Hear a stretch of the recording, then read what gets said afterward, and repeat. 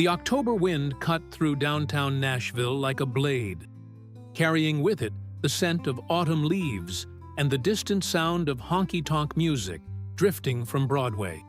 Garth Brooks stood at the floor-to-ceiling windows of his management office on Music Row, watching the city that had made him a legend prepare for what many considered the end of an era. At 62, with silver threading through his dark hair and laugh lines etched deep around his eyes, Garth had announced what he swore would be his final tour. The last rodeo, as the media had dubbed it, was set to conclude in 3 weeks, with a special show at the Grand Ole Opry House, the same venue where his mother, Colleen Carroll Brooks, had first taken him as a 7-year-old boy to see Hank Williams Jr. "Garth, we need to talk about the set list for Nashville," called Robert "Bobby" Henderson from across the room. Bobby had been Garth's manager for 15 years, a sharp-dressed man from New York who understood both the business and the heart of country music. His gray suit was impeccable as always, but his face showed the stress of organizing what would be one of the most significant farewell concerts in country music history. Garth turned from the window, his weathered hands clasped behind his back. "What's on your mind, Bobby?" "The label wants Friends in Low Places as the opener, but I think we should go with something more intimate. Maybe The Dance?" Bobby shuffled through a stack of papers on the mahogany conference table. "Also, we've got media requests coming in from every major network. Rolling Stone wants an exclusive interview, and CMT is begging for behind-the-scenes access." Garth nodded absently, his thoughts elsewhere. The decision to retire hadn't been easy. His wife, Trisha Yearwood, supported it completely. She knew better than anyone the toll that decades of touring had taken on him. But there was another reason, one he hadn't shared with Bobby or even fully admitted to himself. His relationship with his youngest daughter, Taylor Brooks Morrison, had grown increasingly strained over the years. Now 31 and a successful corporate lawyer in Chicago, Taylor barely spoke to him beyond obligatory holiday phone calls. "Set up the Rolling Stone interview for next week," Garth said finally. "But I want editorial approval." "And Bobby?" He paused, meeting his manager's eyes. "No cameras during rehearsals. This one needs to feel right, not just look right." Bobby nodded, making notes. "Speaking of feeling right, you might want to take a look at this." He handed Garth a thick folder. "Preliminary sales numbers for the Nashville show. We sold out in 47 minutes. There are already scalpers asking $3,000 for floor seats." Garth flipped through the pages, but the numbers felt abstract, almost meaningless. 3 decades ago, he would have been ecstatic about such figures. Now, they just reminded him of the distance that success had created between him and the people he loved most. "There's something else," Bobby continued, his tone growing more serious. "I got a call from Marcus Williams at the Opry House. They want to do something special for your final show. Maybe bring out some of your old guitars, the ones from the early days. Create a kind of visual timeline of your career." Marcus always did have a flair for the dramatic, Garth chuckled. But the mention of his old guitars stirred something in his chest. "You know what? Tell him yes. But I want to pick which ones myself." That afternoon, Garth drove to his storage facility on the outskirts of Nashville, a nondescript building where he kept instruments, costumes, and memorabilia from his career. The October sun was setting early, casting long shadows across the parking lot as he unlocked Unit 47. The smell hit him immediately. Old leather, wood polish, and something indefinably nostalgic. Rows of guitar cases lined the walls, each one representing a different chapter of his life. He walked slowly past them, his fingers trailing over the worn cases, until he reached the very back. There it was, a battered black case with peeling stickers and scratched corners. Inside lay his 1982 Martin D28, the guitar he'd bought with his first real paycheck from a gig in Stillwater, Oklahoma.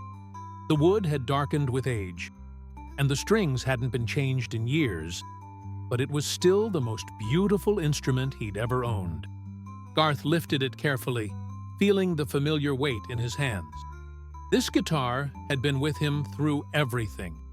Late-night writing sessions in cheap motels, his first recording sessions, the early tours when he was still opening for other acts.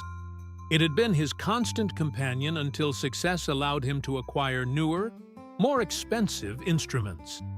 As he held it up to the light, he noticed something that made his heart skip.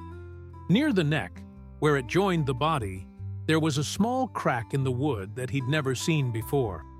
It wasn't structural damage, but it would need attention before the guitar could be played again. "Damn," he muttered softly.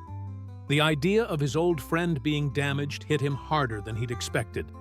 This guitar deserved better than to sit forgotten in storage. 20 minutes later, Garth was driving through the winding streets of East Nashville, the guitar case secured in his passenger seat. Michael Davidson had been recommended by every serious musician in town. A master luthier who could work miracles with damaged instruments. His shop, Strings and Things, occupied a converted Victorian house with a hand-painted sign that had weathered to an artistic patina. The bell above the door chimed as Garth entered, and he was immediately enveloped by the smell of wood shavings and varnish. The shop was cramped but organized, with instruments in various stages of repair hanging from every available surface. Behind the counter, bent over a delicate mandolin, was a man in his 50s, with long gray hair tied back in a ponytail and glasses perched on the end of his nose. "Michael Davidson?" Garth asked. The luthier looked up, and his eyes widened slightly with recognition. "Well, I'll be damned. Garth Brooks in my little shop. What can I do for you, sir?" "Got an old friend here that needs some attention," Garth said, setting the case on the counter. "Nothing major, I hope, but there's a crack that's got me worried." Michael opened the case with the reverence of someone who understood what instruments meant to musicians. He lifted the Martin carefully, examining it in the light from his workbench lamp. "Beautiful guitar," he said softly. "These old Martins, they've got soul, you know? This crack here," he pointed to the area near the neck. "It's not structural, but it could spread if we don't take care of it. I can fix this, but I'll need to open her up, work from the inside." "How long?" Garth asked. "Give me 3 days. I'll treat her like she's my own." Garth nodded, but as Michael continued examining the guitar, something in the luthier's expression changed. He was looking more closely at the sound hole, angling the instrument toward the light. "Mr. Brooks," Michael said slowly, "there's something in here. Looks like paper? It's wedged pretty tight against the back brace." Garth felt his breath catch. "Paper?" "Yeah, folded up real small. Been in there a long time, from the looks of it. You want me to get it out?" For a moment, Garth couldn't speak. In 30 years of playing that guitar, he'd never noticed anything inside it. "Can you reach it without damaging anything?" Michael nodded, reaching for a specialized tool with a long, thin arm. "This might take a minute, but I can get it." The shop fell silent except for the gentle scraping of metal against wood. Garth watched, his heart pounding for reasons he couldn't explain. After what felt like an eternity, Michael extracted a small, yellowed piece of paper, folded many times over. "Here we go," Michael said, handing it to Garth. "Looks like it's been in there since the guitar was made, maybe longer." Garth took the paper with trembling hands. It was soft with age, the folds worn nearly to breaking. As he began to unfold it, he saw handwriting in blue ink. Handwriting he recognized immediately. It was his mother's. The first line, in Colleen's careful script, made his knees weak. "My dearest Garth, if you're reading this, then you've found the courage to follow your dreams. and I am so very proud of you." I need to sit down," Garth managed. Michael quickly pulled up a chair. "You okay, Mr. Brooks? You look like you've seen a ghost." Garth sat heavily, the letter clutched in his hands. His mother had died 12 years ago, after a long battle with cancer. In her final weeks, she'd told him how proud she was of his success, how grateful she was to have lived long enough to see him achieve his dreams. But this was something else entirely. "When did you say this has been in the guitar?" Garth asked, his voice barely above a whisper. "Hard to say for certain, but given the condition of the paper and the way it was positioned, I'd guess it's been there since you first got the instrument. Maybe even before." Garth's mind raced. He'd bought the guitar used from a small music store in Oklahoma in 1982. The previous owner had been an elderly woman named Mrs. Patterson, who said it had belonged to her late husband. But how had his mother's letter ended up inside it? Then he remembered. His mother had driven with him to Oklahoma that day, had been with him when he bought the guitar. While he was talking to the store owner about payment plans, she had spent several minutes alone with the instrument, running her fingers along its surface with a strange, almost secretive smile. "She knew," Garth whispered. Somehow, she knew. "Sir?" Michael asked, clearly concerned. Garth looked up, tears blurring his vision. "My mother. She put this in here 30 years ago, when I bought the guitar. But how did she know I'd ever find it?" He looked down at the letter again, reading the first few lines more carefully.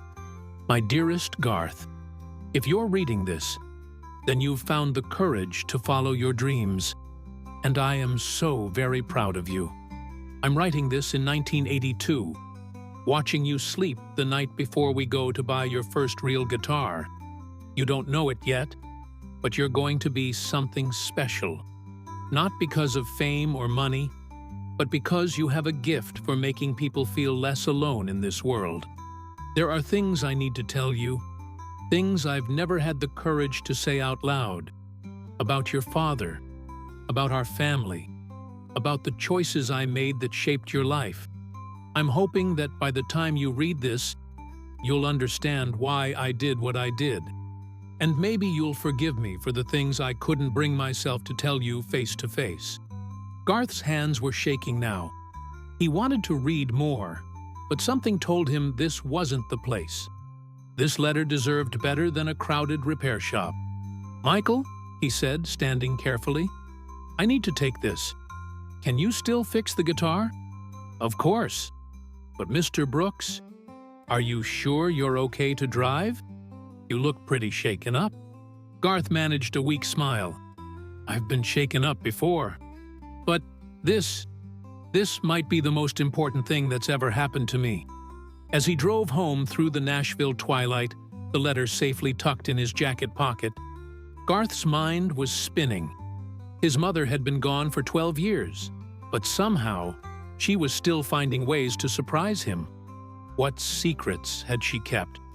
What truths had she been afraid to share while she was alive? And perhaps most importantly, why had she chosen this moment, when he was preparing to say goodbye to music, for him to find her final message? The October wind continued to blow through Nashville, carrying with it the promise of change. In his pocket, Colleen Carroll Brooks' letter waited to reshape everything her son thought he knew about his life, his family, and the choices that had brought him to this moment.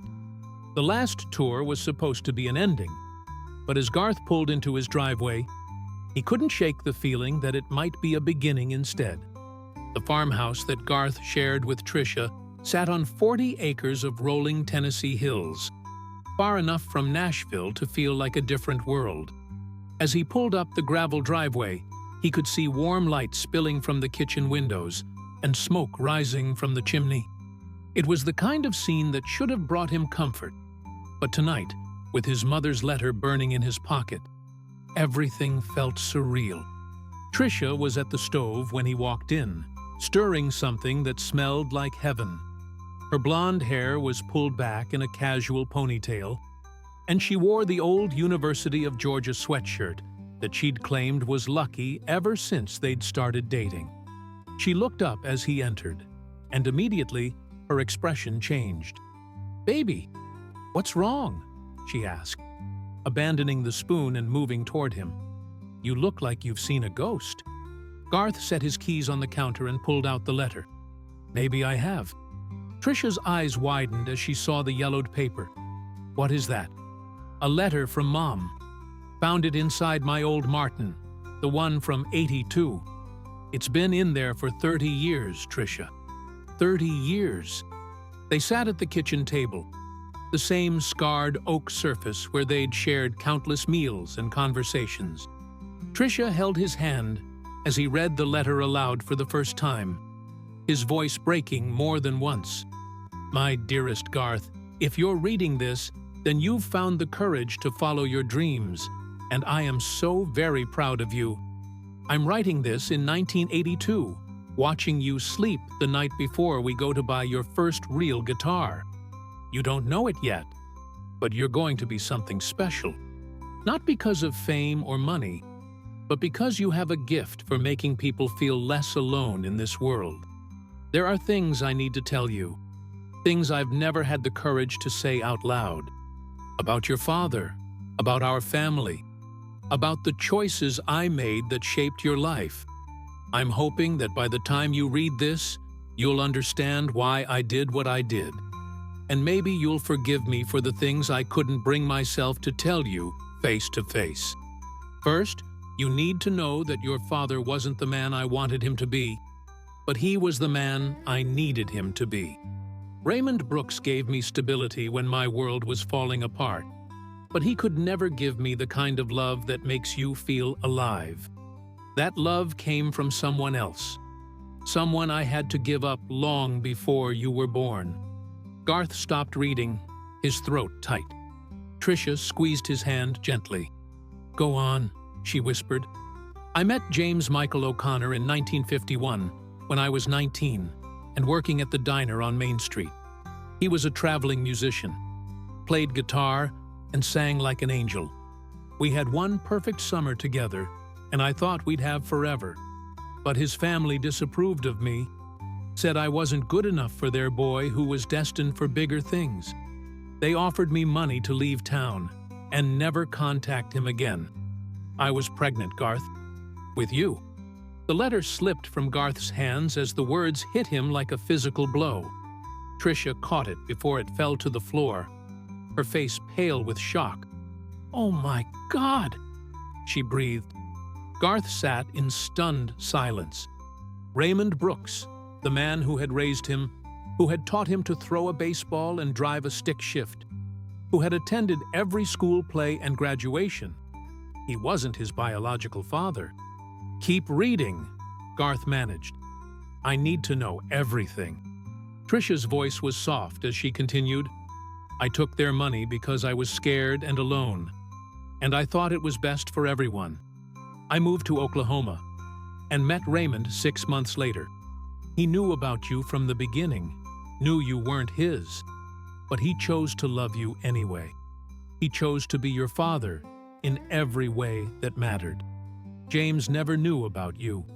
I wrote him letters over the years, but never sent them.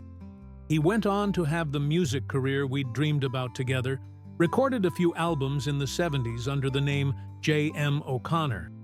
You might have heard his songs on the radio without ever knowing you were listening to your real father's voice. I'm telling you this not to hurt you, but because I see so much of James in you. The way you hear music, the way you understand people's hearts, that comes from him. And maybe, someday, when you're ready, you'll want to find him. If you do, his last known address was in Bakersfield, California. He had a sister named Margaret O'Connor Walsh, who might know where he is. But please know this, Raymond Brooks is your father in every way that matters. He loved you fiercely from the moment you were born, and he never once made me regret the choice I made. Don't let my secrets diminish what he gave you. There's more I need to tell you. About why I'm writing this now. About what I see in your future. But mostly, I need you to know that whatever happens in your life, whatever choices you make, I am proud of you. You have the gift of making people feel understood, and that's rarer than any amount of fame or fortune. If you're reading this, it probably means I'm gone, and you found this letter at a time when you need guidance. Trust your heart, Garth. It's never steered you wrong. All my love, always and forever. Mom P.S. Check the back of the family photo in my jewelry box. There's something there you should see. The kitchen fell silent, except for the tick of the old grandfather clock in the hallway. Garth stared at the letter, his entire understanding of his family history rewritten in his mother's careful handwriting. "Honey," Tricia said gently, "are you okay?" Garth looked up at her, his eyes wet with tears. "I don't know. Everything I thought I knew. Raymond isn't my biological father. There's some musician out in California who doesn't even know I exist. And Mom," his voice broke, "Mom carried this secret for 60 years. Tricia moved her chair closer to his, wrapping her arms around him. "What are you going to do?" "I don't know. Part of me wants to find this James O'Connor, to see if he's still alive. But another part of me feels like I'd be betraying Dad's memory." "Raymond Brooks raised you," Tricia said firmly. "He taught you to be the man you are. Nothing in that letter changes that." Garth nodded, but his mind was racing. J.M. O'Connor. The name was vaguely familiar. He thought he might have heard songs by that name on classic country stations, but he'd never paid much attention. "The photo," he said suddenly. "She mentioned a photo in her jewelry box. I should—" "It's upstairs," Tricia finished. "In the guest room closet, with the other things from her house." They found the jewelry box on the top shelf. A small wooden chest that smelled of lavender and old memories. Inside, among her modest collection of earrings and brooches, was a faded color photograph from the early 1980s. It showed Garth at about 20, standing next to his guitar, the same Martin he'd taken to the repair shop that day. Taped to the back of the photograph was a small piece of paper with an address in Bakersfield, California, and a note, "Margaret O'Connor Walsh, 1995. She might know." Garth sank onto the bed, the weight of his mother's revelations settling over him like a heavy blanket. In 3 weeks, he was supposed to perform his farewell concert, close the book on his career, and move into whatever came next. But now, everything was complicated by the possibility of a biological father he'd never known existed. "What are you thinking?" Tricia asked, sitting beside him. "I'm thinking that Mom had perfect timing, even from the grave," Garth said with a weak smile. "She knew I'd find this letter right when I needed to make a decision about what comes after music." His phone buzzed, and he saw Bobby's name on the screen. For a moment, he considered not answering, but his manager's timing was rarely coincidental. "Bobby." "Garth, we've got a situation. Taylor called the office today. She wants to come to the Nashville show." Garth's heart skipped. His daughter hadn't attended one of his concerts in over 5 years. "What did you tell her?" "That I'd check with you first. But Garth, there's more. She specifically asked if you were planning anything unusual for the finale, like she knows something's up." Garth looked at the letter in his hand, then at Tricia, who was watching him with concern. His daughter, estranged and living her own successful life in Chicago, was suddenly interested in his farewell tour. The timing felt too convenient to be coincidental. "Set up the tickets," Garth said finally. "Front row. And Bobby, see if you can find anything about a musician named J.M. O'Connor. Recorded some albums in the 70s. Might have been based in California." "Sure thing. Any particular reason?" Garth hesitated. Just curious about some old music. I'll talk to you tomorrow." After he hung up, Tricia took his hand. "You're going to tell Taylor about the letter?" "I don't know. Maybe. She's already angry with me for putting music before family all these years. How do I tell her that the family she thinks she knows isn't what it seems?" "One step at a time," Tricia said. "First, maybe we find out if this James O'Connor is still alive. Then you decide what you want to do with that information." That night, Garth lay awake, staring at the ceiling, his mother's letter on the nightstand beside him. Outside, the October wind rustled through the trees, and he could hear the distant sound of freight trains carrying cargo through the Tennessee night. He thought about Raymond Brooks, the man who had raised him with patience and love, who had never once mentioned that Garth wasn't his biological son. He thought about his mother, carrying such a profound secret for 6 decades. And he thought about James O'Connor, somewhere out there in the world, unaware that he had a son who had built a career from the musical gift he'd passed down. In 3 weeks, he would stand on the stage of the Grand Ole Opry House and say goodbye to the music that had defined his life. But first, he had to decide whether to pursue the mystery his mother had left him, and whether the truth would bring his family together or tear it apart forever. The letter had changed everything, and Garth Brooks, the man who had spent 30 years singing about life's complications and heartaches, was about to discover that his own story was far more complex than any song he'd ever written. As dawn approached, he made a decision. He would find James O'Connor, or at least try to. Not to replace the father who had raised him, but to understand the part of himself that had always felt like it came from somewhere else. His mother had given him this gift, this final piece of the puzzle, and he owed it to her memory to see where it led. The last tour was becoming something much more significant than a farewell to music. It was becoming a journey toward truth, and Garth could only hope that his family would be strong enough to survive what he might discover along the way. The offices of Henderson Management buzzed with the controlled chaos that always preceded a major tour event. Bobby Henderson sat behind his mahogany desk, phone pressed to his ear while his assistant, Jennifer Martinez, sorted through stacks of press requests and backstage passes. When Garth walked in at 10 o'clock sharp, he looked like a man who hadn't slept in days. "Find anything?" Garth asked without preamble. Bobby held up a finger, finishing his call. "Yes, I'll confirm that by end of business today." "Right. Thanks." He hung up and gestured for Garth to sit. J.M. O'Connor. "Took some digging, but I found him." Garth's heart stopped. "Found him?" "Well, found information about him. James Michael O'Connor, born 1932 in County Cork, Ireland, immigrated to the U.S. in 1948, released 4 albums between 1971 and 1978 on smaller labels. 2 country, 2 folk. Had a minor hit with a song called Wanderer's Heart in 1973. Bobby slid a printed page across the desk. It was a discography with a small, grainy black and white photograph. The man in the picture had dark hair and kind eyes, and something about his face made Garth's breath catch. "He looks like your baby pictures." "Yeah." Jennifer noticed it too.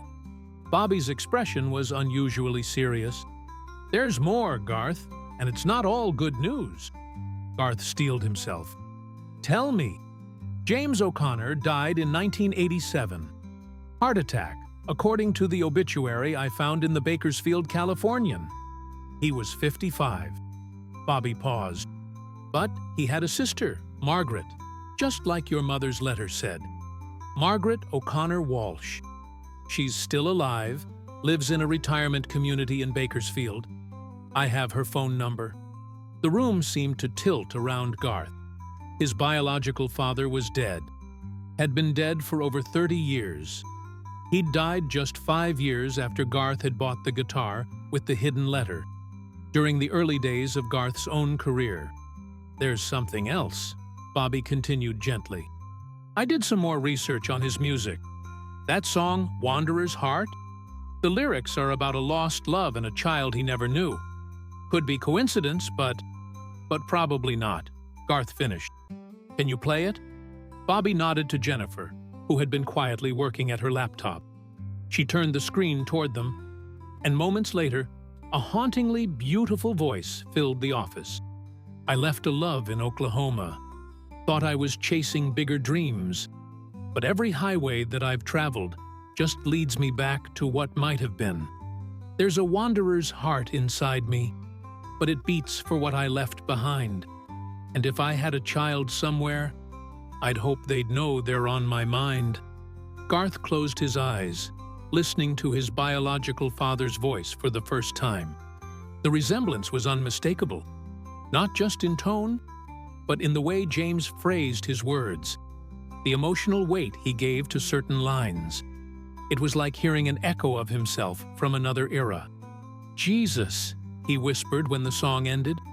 "Yeah," Bobby said quietly. "I can see why your mother fell for him."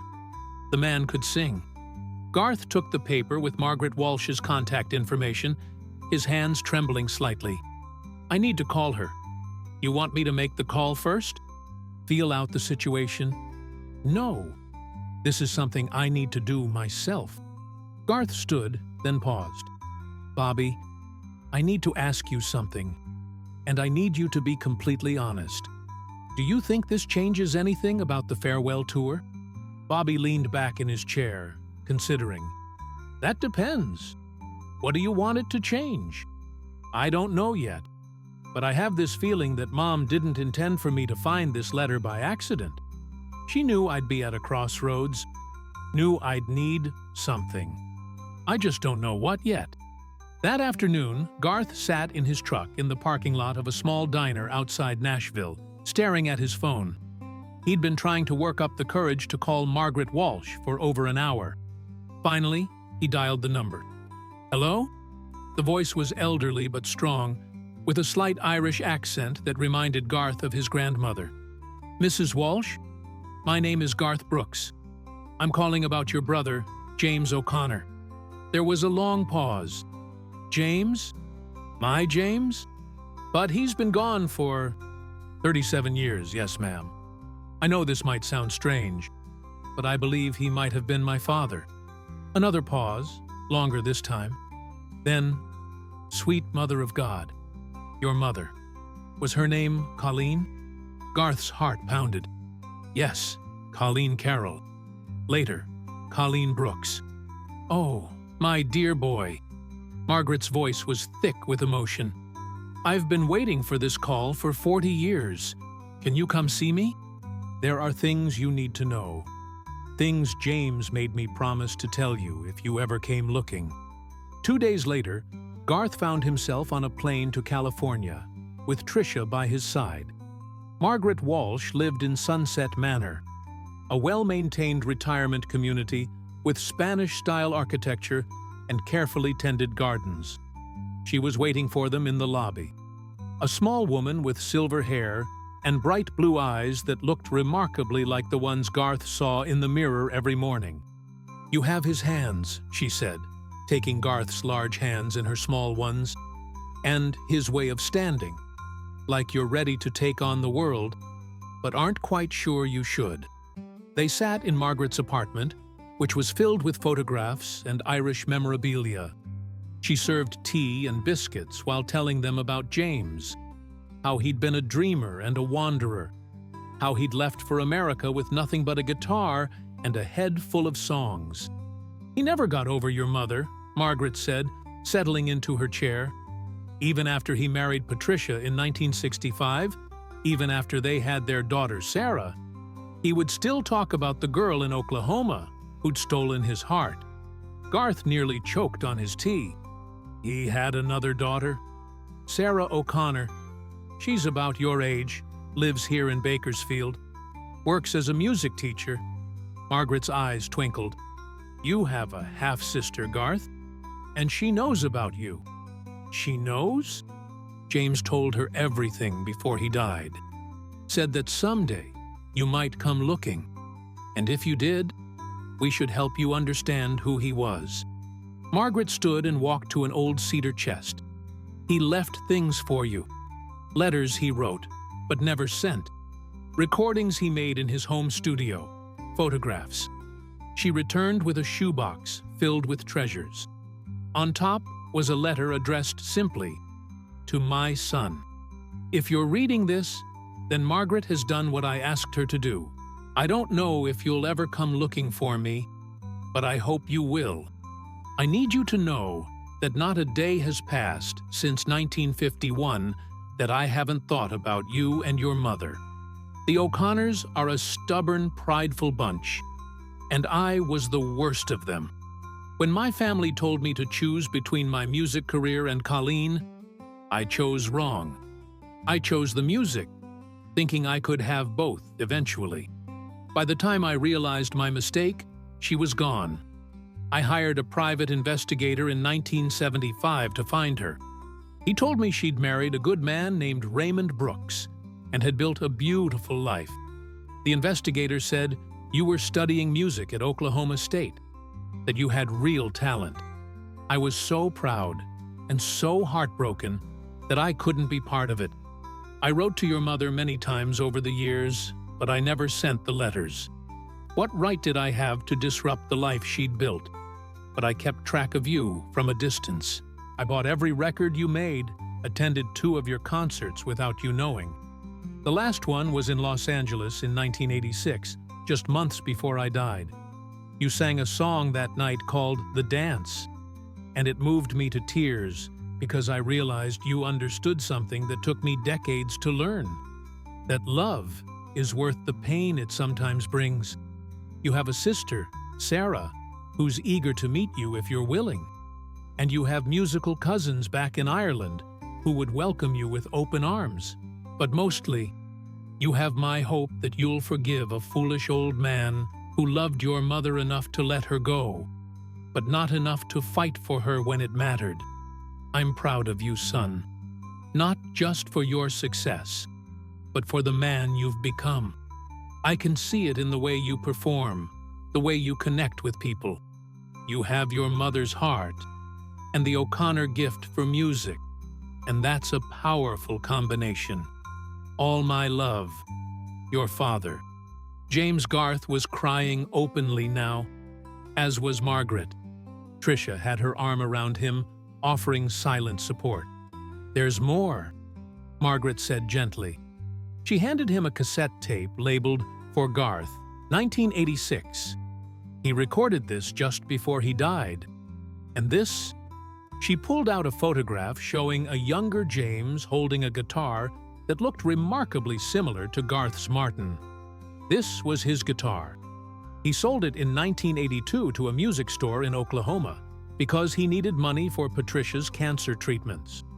Said he hoped it would find its way to someone who'd appreciate it.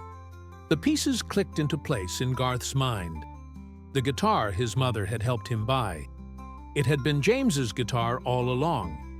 Somehow, impossibly, his mother had led him to his biological father's instrument, then hidden her own letter inside it. She knew, he whispered. Somehow, she knew that was his guitar. Margaret nodded. "Colleen wrote to me once, in 1982, just to tell me that she'd found James's guitar and that you were buying it. She said it felt like fate, like James was finding a way to be part of your music, even if he couldn't be part of your life." That evening, back in their hotel room, Garth and Tricia listened to James's final recording. His voice was weaker than in his commercial recordings, ravaged by years of hard living and cigarettes. But it carried a raw honesty that cut straight to the heart. "Son, if you're hearing this, then you've found your way to Margaret, and she's told you our story. I want you to know that giving up your mother was the biggest mistake of my life. Not because I didn't love music, I did, but because I loved her more than I was brave enough to admit. I've followed your career from the shadows, and I see in you everything I wanted to be, but never had the courage to become. You sing with the heart of someone who understands that music isn't just entertainment, it's healing. That's a gift, son. Don't ever take it for granted. I know you must have questions about why I never tried to contact you directly. The truth is, I was a coward. I was afraid that reaching out would hurt you more than help you, would complicate the good life your mother built for you. But now, knowing my time is short, I realize that was just another excuse. If you're willing, I'd like you to meet your sister, Sarah. She's a good woman, teaches music to children, has your mother's patience and my stubborn streak. She knows about you, has always hoped to meet you someday. And there are cousins in Ireland who play traditional music, the old songs that are in your blood, whether you know it or not. But mostly, I want you to know that you were loved, even from a distance, even by a man who was too proud and too scared to claim you. You were loved. Every song you've sung, every stage you've walked onto, I've been there in spirit, bursting with pride. Take care of that guitar, son. It belonged to my father before me, and his father before him. It's traveled from County Cork to Oklahoma to your hands, and maybe that's the way it was always meant to be. All my love, all my regrets, and all my hopes for your future. Dad. When the recording ended, Garth sat in silence for a long time. Finally, he picked up his phone and called the number Margaret had given him for Sarah O'Connor. Hello? The voice was warm, musical, with just a hint of their father's Irish lilt. Sarah, this is Garth Brooks. Margaret Walsh gave me your number. Oh my God. He could hear the tears in her voice immediately. I've been waiting for this call my whole life. Are you really my brother? Yeah, Garth said, his own voice thick with emotion. I think I am. They talked for over an hour. Sarah was 59, had never married, and had devoted her life to teaching music to underprivileged children in Bakersfield. She told him about their father's final years, how he'd struggled with alcohol and regret, how he'd died clutching a photograph of Colleen that he'd kept in his wallet for 36 years. He left you something else, Sarah said toward the end of their conversation. A song he wrote just before he died. He made me promise to sing it for you if you ever came looking. Would you sing it now? Sarah's voice, clear and beautiful, came through the phone. There's a boy I'll never hold, with a voice like morning rain. He's got his mother's gentle heart and the music in his veins. I gave him up before I knew him. Let my pride get in the way. But I hear him in the wind now, in the songs the angels play. He's walking stages I can't follow, singing truths I never dared, building bridges with his music, healing hearts that were past repair. And though I'll never say I'm sorry to his face or hold his hand, I hope he knows his father loves him from this distant, lonely land. When Sarah finished, both siblings were crying. He called it the son I never knew, she said softly. He said it was his confession, and his prayer rolled into one. The next morning, Garth met Sarah at a small cafe in downtown Bakersfield. The family resemblance was unmistakable. They had the same eyes, the same way of tilting their heads when they listened, the same unconscious habit of drumming their fingers when they thought. I brought something for you, Sarah said, sliding a wrapped package across the table. Inside was a worn leather journal filled with their father's handwriting. Songs, poems, and random thoughts spanning nearly 40 years. He always said that someday these songs might find their way to you, Sarah explained. He never published most of them, said they were too personal. But maybe they're meant for you now. Garth flipped through the pages, his heart racing as he read lyrics that seemed to speak directly to his own experiences, his own struggles with fame and family, and the price of following your dreams. Sarah, he said finally, I have a concert in Nashville in 10 days. It's supposed to be my farewell tour, my last show ever. Would you consider coming?" Sarah's eyes widened. "You want me there?" "I want you there. And I want you to bring this journal. I think Dad might finally get to be part of one of my shows." That afternoon, Garth called Bobby from the hotel. "I need you to make some changes to the Nashville show." "What kind of changes?" "I want to add a song. Something new, something personal. And I want to invite someone to join me on stage." "Garth, we're 10 days out. The set list is locked, the lighting is programmed, Bobby." Garth's voice was firm but gentle. "This is important. More important than logistics or programming. I found my biological father, or at least his story, and I need to honor that somehow." There was a pause. "Are you talking about going public with this? Because if you are, we need to think about the implications." "I don't know yet. But I know that I can't walk away from music without acknowledging where part of it came from. My mother left me that letter for a reason, Bobby. She wanted me to find this truth, and I think she wanted me to do something with it." "Okay," Bobby said finally. "Tell me what you need." That evening, Garth sat in his hotel room with James's journal open in front of him and his phone on speaker. Taylor's voice, calling from Chicago, sounded strained and tired. "Dad, I need to ask you something, and I need you to be honest with me." "Of course, sweetheart. What's on your mind? Is there something you're not telling me about this farewell tour? Because I've been getting calls from reporters asking about big revelations and family secrets. If there's something I should know before I show up in Nashville..." Garth closed his eyes.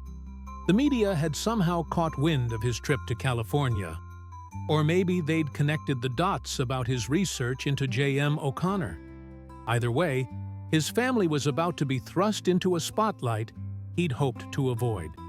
"Taylor, there are some things we need to talk about. About our family, about your grandmother, about me. But I'd rather have that conversation in person. Can you come to Nashville a day early?" "Dad, you're scaring me." "I'm not trying to scare you, sweetheart. I'm trying to give you the truth, the whole truth, for maybe the first time in your life. But it's complicated, and it's going to change how you think about our family." There was a long pause. "Does Mom know about this?" "Tricia knows everything. She's been my rock through all of this. And my biological mother? Does this involve her somehow?" Garth's heart ached. Taylor's relationship with her mother, his first wife Sandy, had always been complicated. This new revelation would add another layer of complexity to an already difficult situation. "It involves all of us, honey. The whole family tree, going back further than you know." "I'll be there tomorrow," Taylor said finally. "But Dad, whatever this is, whatever you're planning to reveal, I hope you've thought about what it means for all of us, not just for you." After Taylor hung up, Garth stared at the journal in his hands.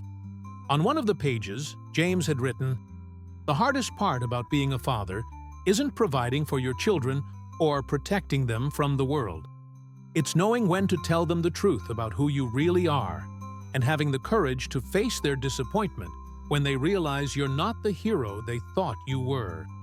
In 2 days, Garth would have to tell his daughter that everything she thought she knew about their family history was built on secrets and half-truths.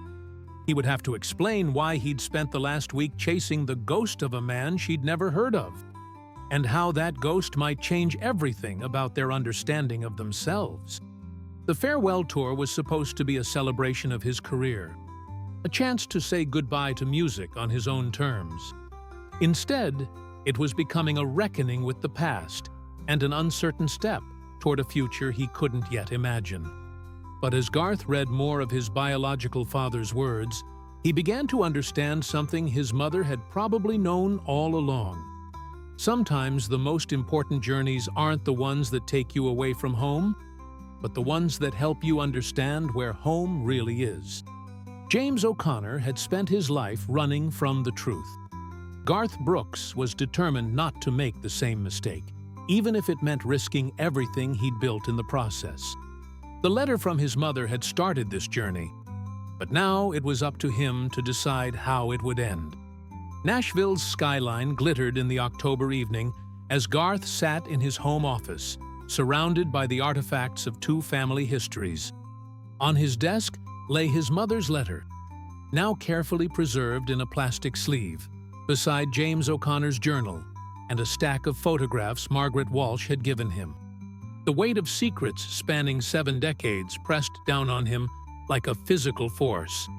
Taylor's flight had landed an hour ago.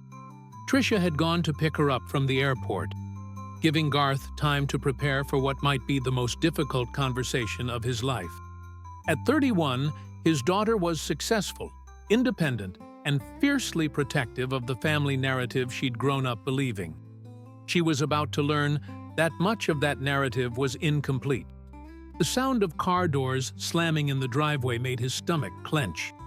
Through the window, he could see Taylor walking toward the house with the purposeful stride of a woman accustomed to getting answers. Her dark hair was pulled back in a professional bun, and she wore the kind of tailored coat that announced she was somebody important in Chicago's legal circles. But underneath the polish, Garth could see the little girl who used to demand bedtime stories with happy endings. "Dad?"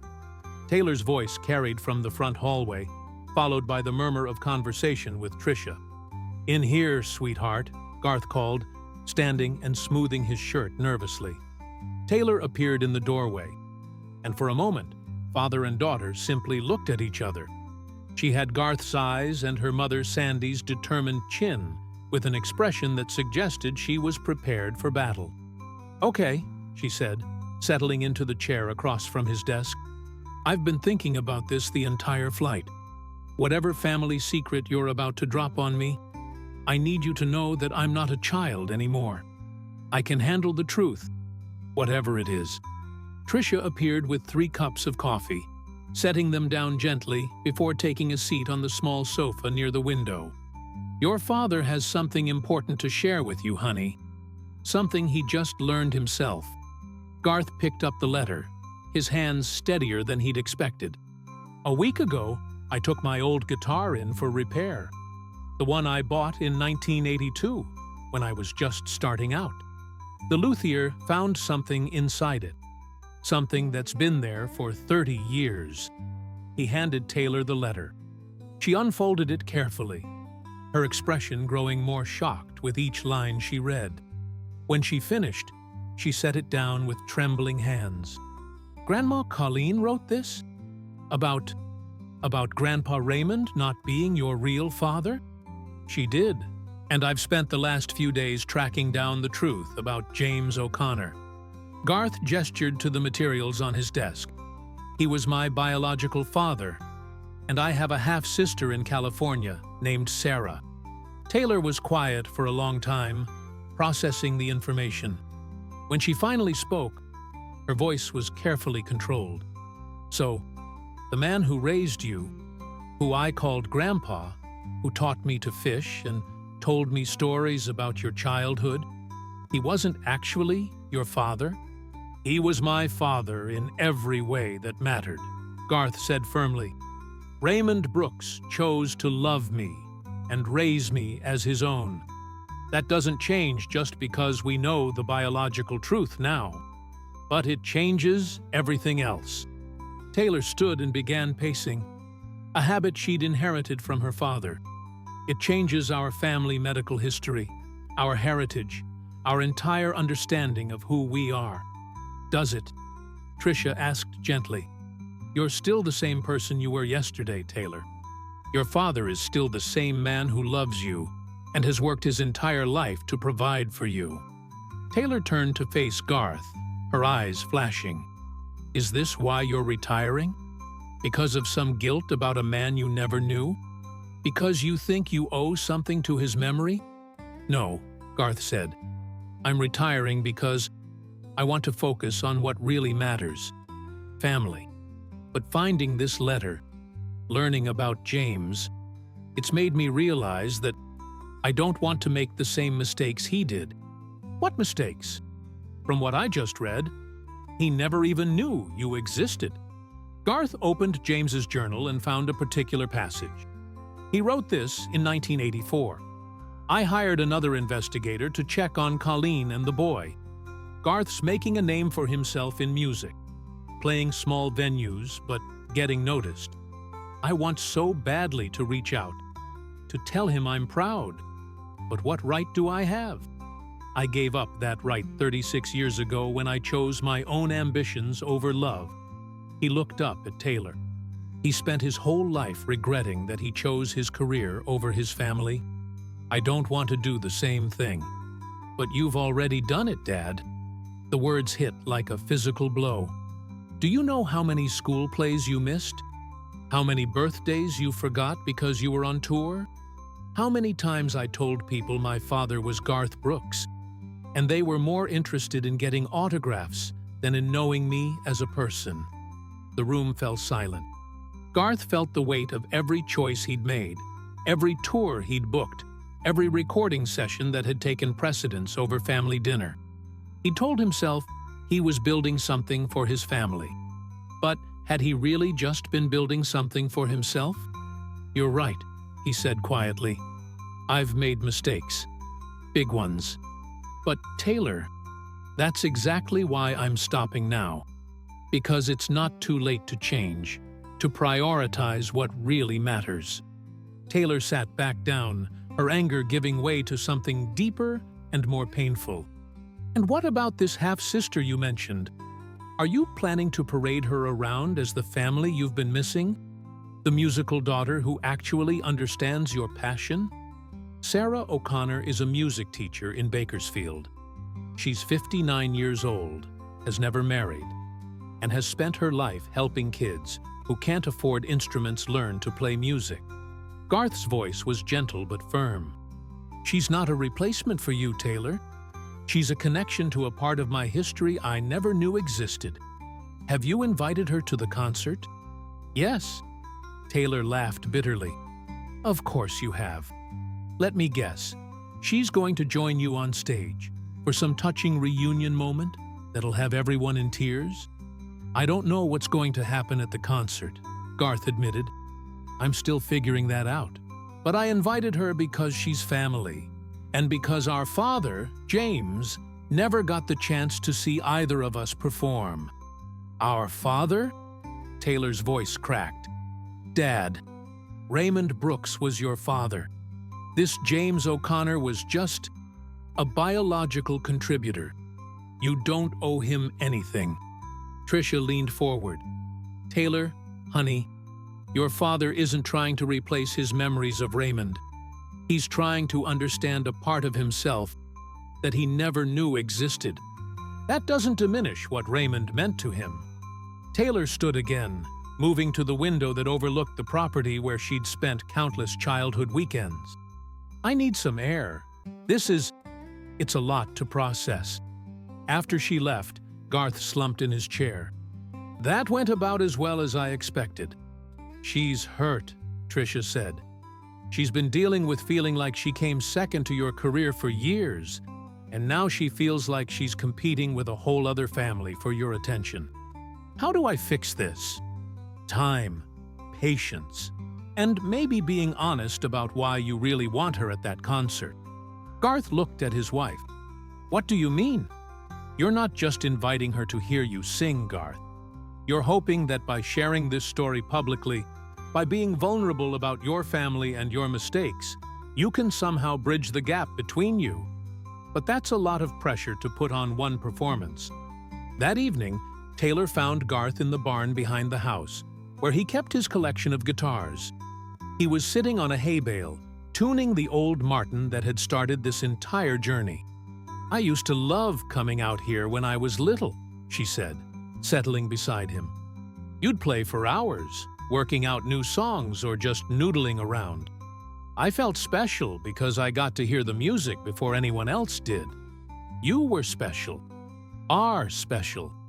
Garth set the guitar aside. Taylor, I need you to know that nothing I've learned about James O'Connor changes how I feel about you or about our family.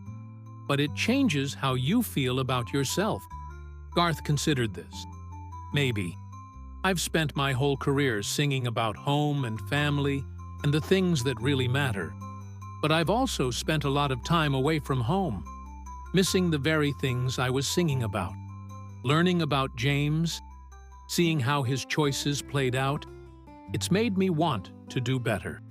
And you think retiring will fix everything? I think it's a start. But Taylor, I also think there's something bigger happening here. Your grandmother didn't hide that letter by accident. She knew I'd find it eventually, probably when I needed it most. And I think she knew that the story needed to be told, not just to me, but to all of us. Taylor was quiet for a moment. Are you planning to tell this story at the concert? I don't know. Part of me thinks it's too personal, too private. But another part of me thinks that maybe sharing it could help other families who are dealing with secrets and distance and the fallout from choices made decades ago. And what about Sarah? What's her role in all this? Garth picked up the guitar again, playing a soft melody. I called her this afternoon. She's arriving tomorrow, and she's nervous as hell. She's never been to a major concert, never been in the spotlight. She just wants to meet her half-brother and maybe understand why our father spent so many years writing songs about regret. Is she going to perform with you? I've been thinking about that. There's a song in James's journal, one he wrote for me but never recorded. Sarah knows it. He taught it to her before he died. I thought maybe. Garth paused. I thought maybe we could sing it together. Not as a publicity stunt, but as a way of honoring him. And honoring the fact that music brought our family together, even across decades and thousands of miles. Taylor looked at her father, seeing something in his expression she'd rarely witnessed. Vulnerability mixed with hope. What's the song about? Garth flipped through the journal until he found the page he was looking for. It's called The Bridges We Build. It's about how the choices we make echo through generations, and how sometimes love finds a way to connect us even when we think we've lost each other forever. He began to play, his voice soft and emotional. Every choice we make's a bridge we build. Across the years, across the pain. Some lead us home, some lead us far away. But love finds a way. Love finds a way. There's a father's voice in every song I sing. There's a mother's hope in every dream I chase. There's a family tree with roots too deep to break. And love finds a way. Love finds a way. When he finished, Taylor was crying. That's beautiful, Dad. Really beautiful. Your grandmother would have loved it. She always said that music was how our family talked to each other when words weren't enough. Taylor wiped her eyes. I want to be there when you meet Sarah. And if you decide to perform that song, I want to be in the audience. Not because I understand everything that's happening, but because you're my father, and this is important to you. Garth set down the guitar and pulled his daughter into a hug. You being there means everything to me, Taylor. More than any song, more than any audience. You being there means I get to share this with the person who matters most. Even if I'm still angry with you for all those missed birthdays, especially then, because that anger is part of our truth. And I think it's time our family started dealing in truth instead of secrets. As they walked back to the house together, the October stars bright overhead, both father and daughter understood that the upcoming concert would be more than a farewell to music. It would be an attempt to heal wounds that had been festering for years, using the same tool that had created some of those wounds in the first place. The next morning would bring Sarah O'Connor to Nashville, and with her, the final pieces of a puzzle that had been decades in the making. Whether those pieces would create a beautiful picture or a more complicated mess remained to be seen. But for the first time in years, Garth Brooks felt like he was moving toward something instead of running away from it. And that, he thought, was what his mother had intended all along. The Grand Ole Opry House had hosted countless farewell performances over its storied history, but the energy surrounding Garth Brooks' final concert felt different, electric with anticipation and heavy with the weight of endings. Backstage, in the cramped dressing room that had been home to legends, Garth sat quietly with his guitar, the same 1982 Martin that had started this entire journey. Sarah O'Connor had arrived that morning, and meeting her had been one of the most surreal experiences of Garth's life. Standing face to face with his half-sister, he could see their father in her expressions, hear James's cadence in her speech. She was nervous but determined, carrying a small piece of their father's legacy with grace and dignity. 5 minutes, Mr. Brooks, came the call from the stage manager. Bobby Henderson burst through the door, his usual composure replaced by barely controlled panic. Garth, we've got a situation. Word about your family story leaked to the press. There are reporters outside asking about James O'Connor, about secrets in your family. The story's already online. Garth felt his stomach drop. How much do they know? Enough. Someone put together your trip to California, Sarah's arrival in Nashville, and the whole J.M. O'Connor connection. The Nashville scene is running a piece titled Garth's Secret Father in tomorrow's edition. Sarah, who had been quietly preparing in the corner, looked stricken. This is my fault. I should never have come. I should never have agreed to. No, Garth said firmly, standing and taking her hands. This isn't your fault. This is exactly what Mom wanted to happen. She wanted the truth to come out, wanted our family to stop living with secrets. Taylor, who had been unusually quiet all day, finally spoke up.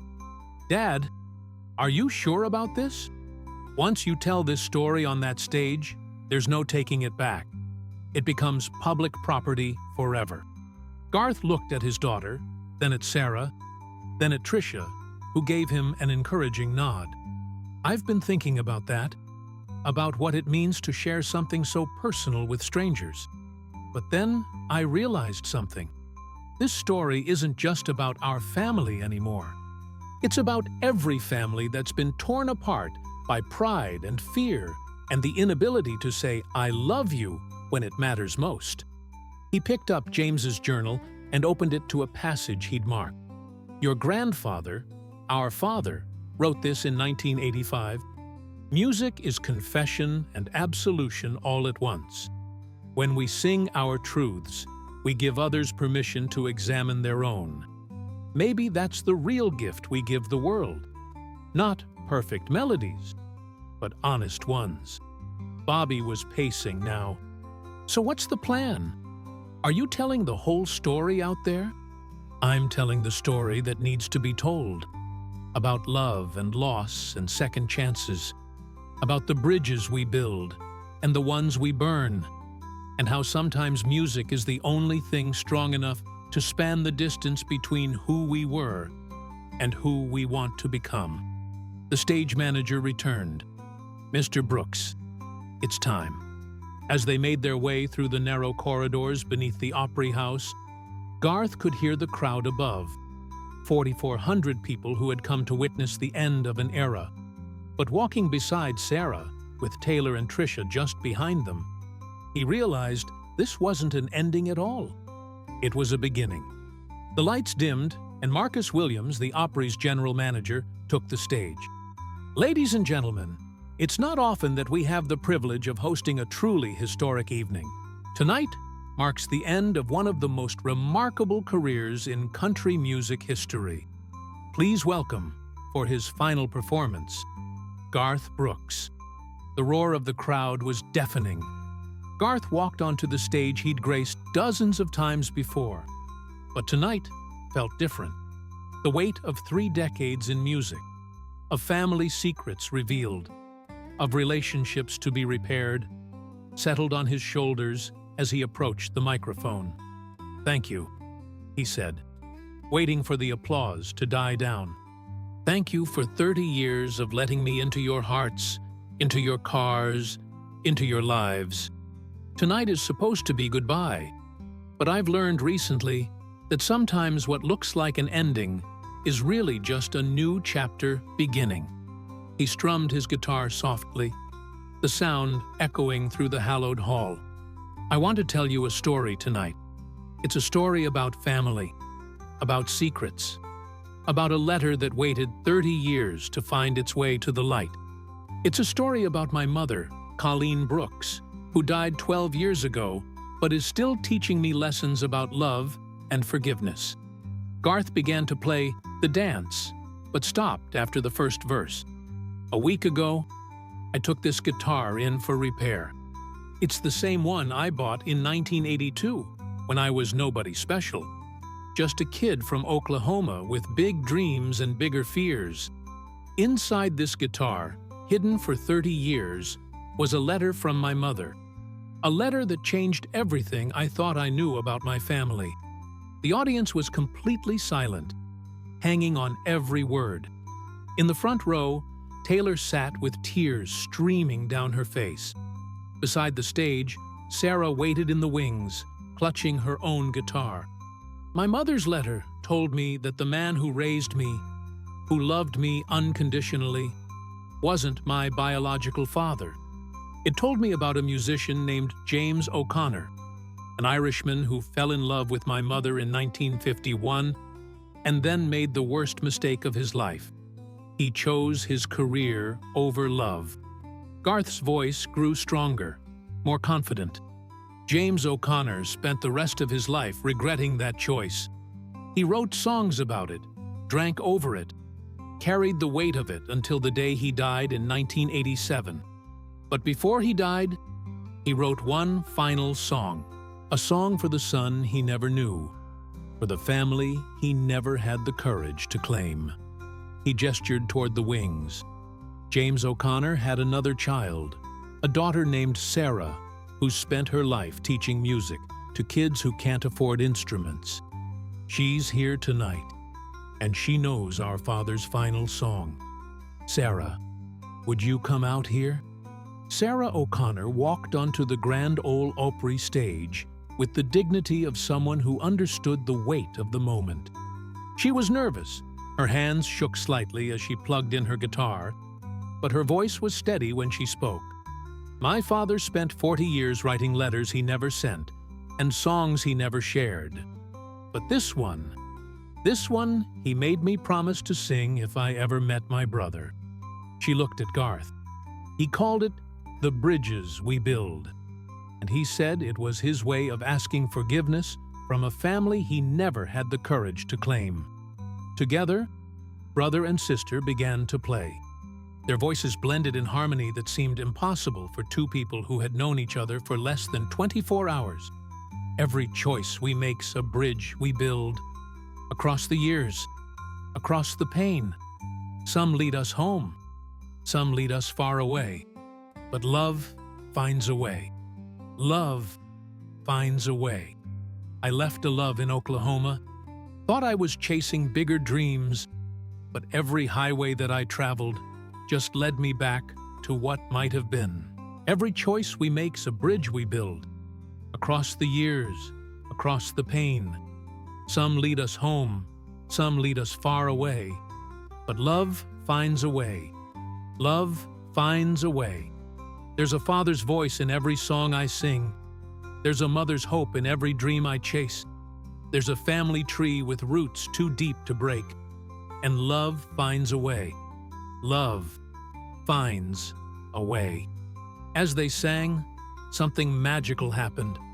The song became bigger than just Garth and Sarah, bigger than James O'Connor's regrets or Garth Brooks's secrets. It became a prayer for every family torn apart by pride, every relationship damaged by time and distance, every person who had ever wondered if it was too late to say, "I love you." In the audience, people were crying openly. These weren't just fans anymore. They were sons and daughters, mothers and fathers, siblings separated by geography or grudges, or simple human stubbornness. They were all part of the same story, the universal human story of love lost and found and lost again. When the song ended, the silence stretched for several heartbeats before erupting into the most sustained ovation in Opry House history.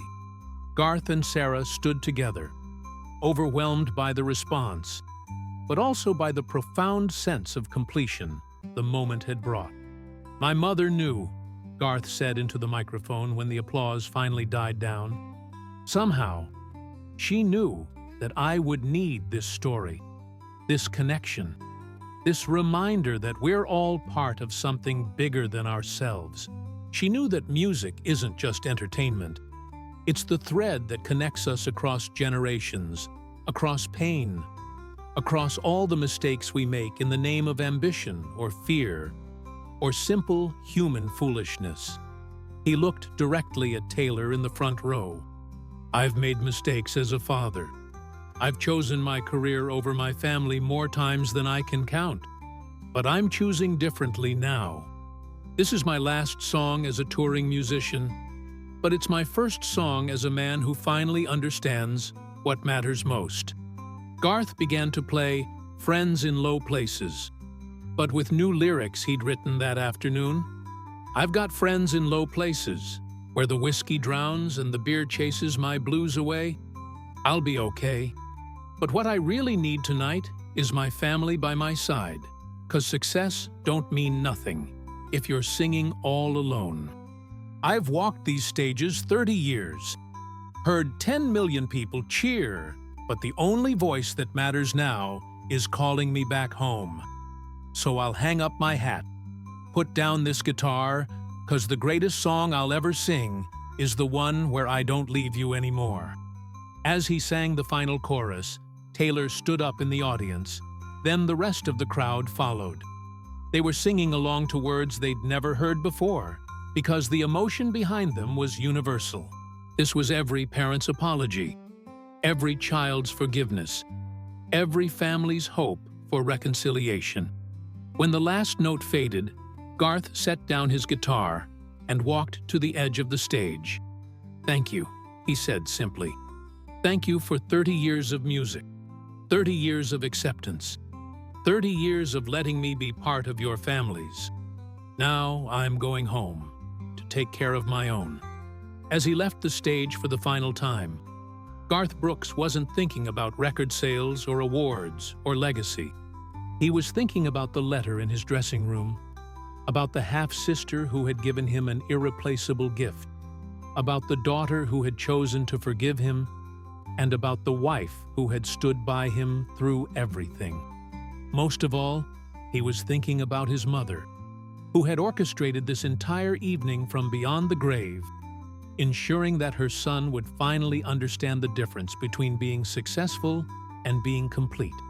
The grand old Opry House slowly emptied, but the echoes of "The Bridges We Build" seemed to linger in the air, a reminder that music's greatest power isn't in entertaining people. It's in helping them find their way back to each other. Outside in the October night, Nashville glittered with the same lights that had welcomed countless dreamers over the decades. But for Garth Brooks, the dream had finally come full circle. He was going home. 6 months later, Garth Brooks sat on the porch of his Tennessee farmhouse, watching his grandson play in the yard, while Sarah O'Connor taught him a traditional Irish song their father had once known. Taylor visited more frequently now, bringing her family and staying for long weekends that felt like the childhood she'd always wanted. The farewell concert had become the stuff of legend, not for the celebrity or spectacle, but for its raw honesty. The video had been watched millions of times online, and Garth regularly received letters from families who had used his story as a catalyst for their own reconciliations. He'd kept his promise to retire from touring, though he still wrote songs and recorded occasionally. The music felt different now, less driven by ambition, more rooted in gratitude. James O'Connor's journal sat on his desk, a constant reminder that the most important bridges are the ones we build between hearts, not stages. The 1982 Martin guitar had been restored to perfect condition, but Garth rarely played it anymore.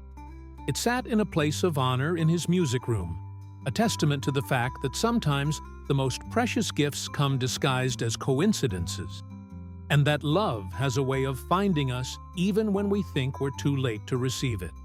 Colleen Carroll Brooks had been gone for 12 years, but her final lesson was still unfolding. She had taught her son that family isn't just about blood or biology. It's about the choice to love someone unconditionally, to forgive their mistakes, and to never stop building bridges toward each other, no matter how far apart you've drifted. As the Tennessee sun set over the rolling hills, Garth smiled, listening to his grandson's laughter and his sister's gentle voice. The last tour had ended, but the most important journey of his life was just beginning. And somewhere in the distance, carried on the evening breeze, he could swear he heard the faint sound of his mother's approval, and perhaps even his father's, both of them finally singing in harmony. The letter had been found. The family had been healed. The bridges had been built. And love, as it always did, had found a way